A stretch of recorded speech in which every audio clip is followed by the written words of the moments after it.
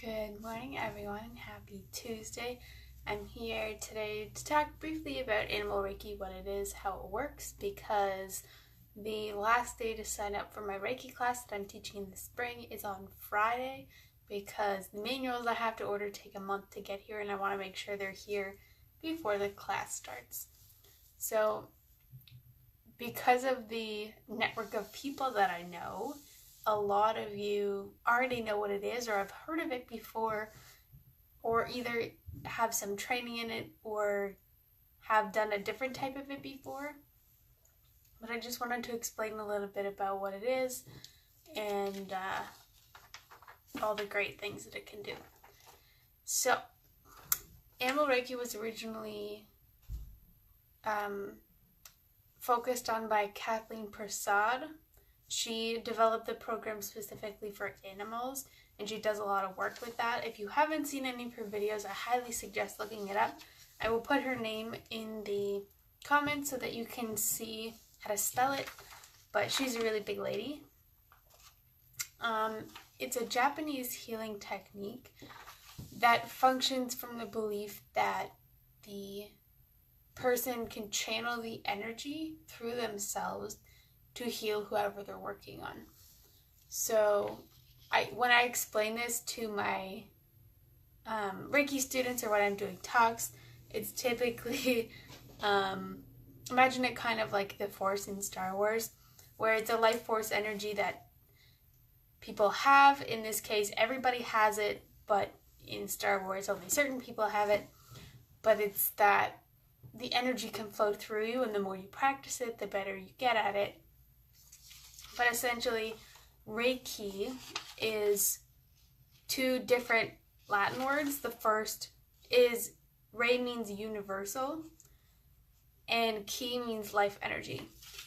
So it's often described as a life force energy that flows through every living being. So for example, this plant has life force energy in it. If I wanted to work on it, I could channel through myself the energy to the plant if it wasn't doing well or something like that. If the Breno that's starting in our house in a couple months, if I wanted to help promote a positive environment during the difficult periods of construction, I could do that as well. But it was initially started in the early 20th century by a gentleman named Mikao Usui in Japan. And I don't want to go too in-depth into it because some of that is in the Reiki class training, because we do learn a brief history of Reiki and how the Ascended Masters learned how to use it and how they each subtly changed it over time.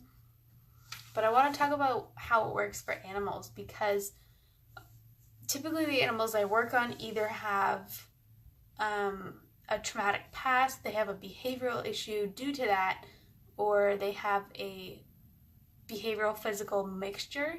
So for example, they had a physical issue, and since then they've had behavioral changes, they're not being themselves, vice versa. And what I love about Reiki is that it can be completely hands-off. If the animal doesn't like being touched, for example, dogs who've had traumatic pasts, who have been abused, sometimes they don't like you being right in their space.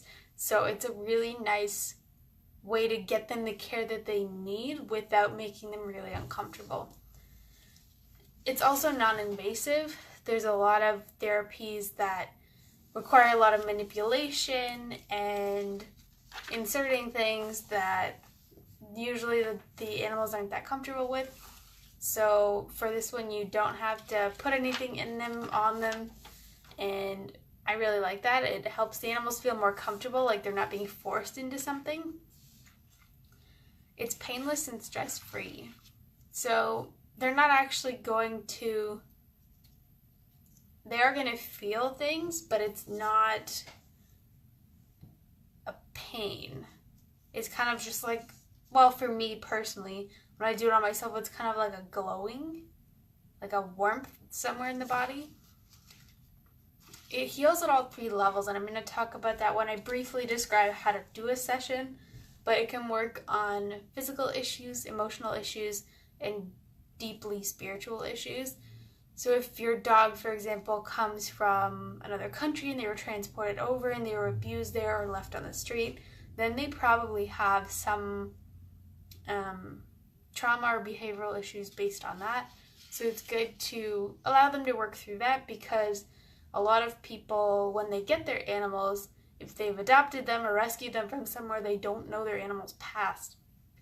So it's a good way to get a sense of what happened to them and help them move through that.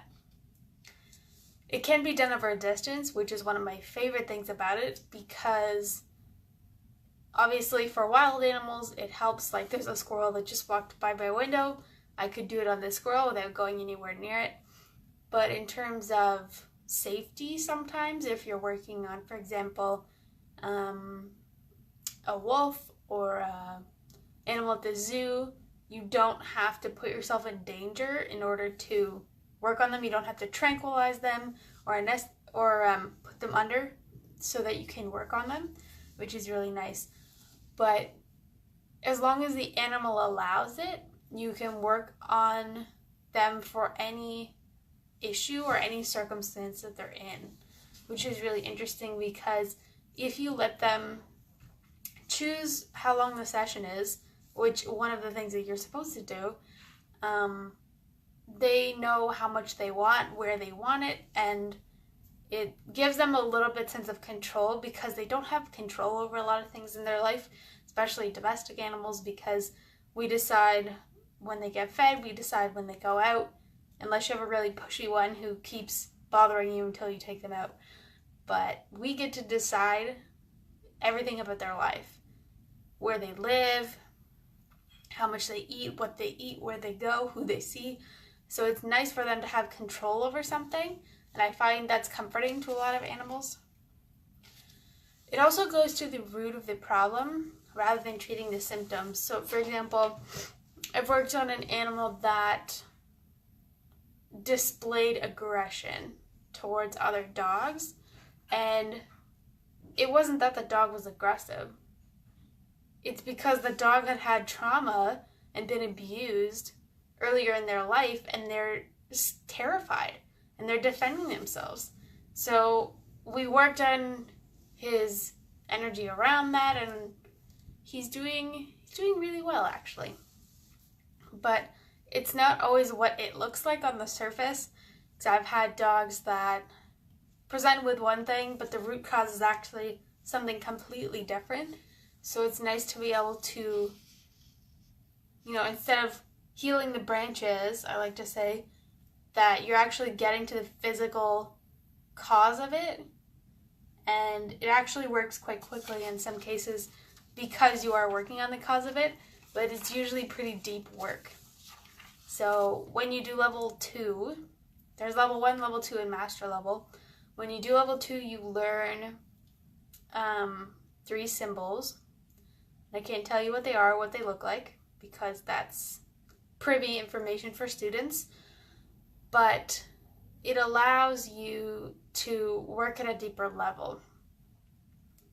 But I really like that I can work at a distance on an animal. I have some that I've never actually met, that I've done Reiki on before, but it's really nice to know that somewhere out there's this dog or this cat that I've helped, and one day I might get to meet them, but if I don't, then that's okay too.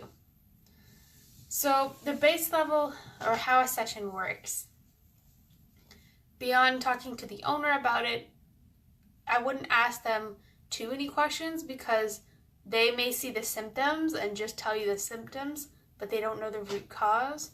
Or they may see something that isn't actually what's going on, but it's always good to get, like one sentence of what they think is happening. Or if the animal has any, don't touch me there, or they don't like this, then it's good to know those things. But essentially, once you go in the room, if you've done level 2, you can just start with distance. And if the animal wants to come closer to you, they can. If they don't want to, don't make them, because that'll make the energy different in the room. If they want to go in a different room, that's fine too. But just don't close them in the room and, keep them there, because that can make them really uncomfortable.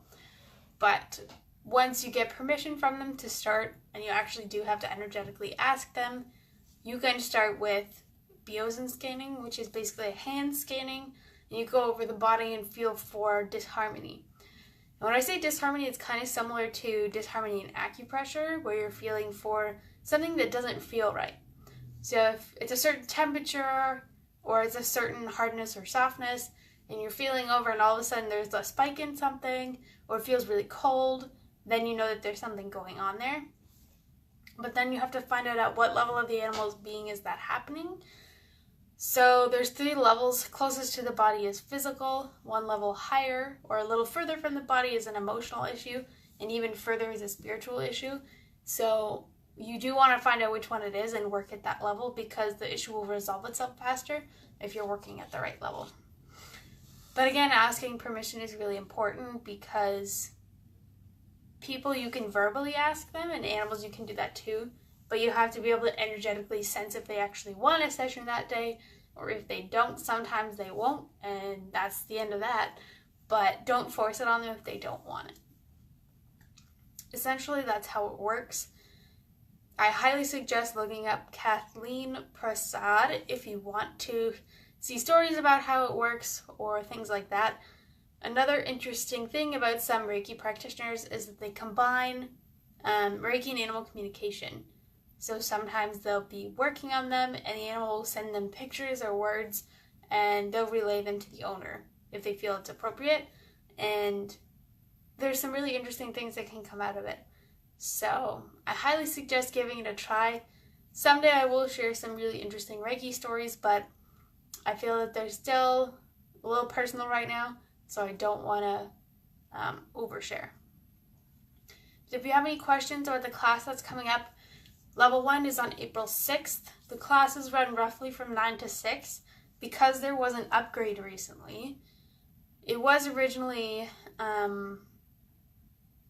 Holy Fire 2, but as of the end of this past year, it's now Holy Fire 3. So the energy is a little bit different.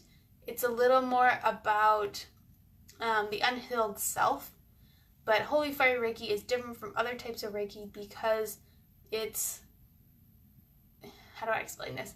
The idea is that Holy Fire Reiki is the purest level of love.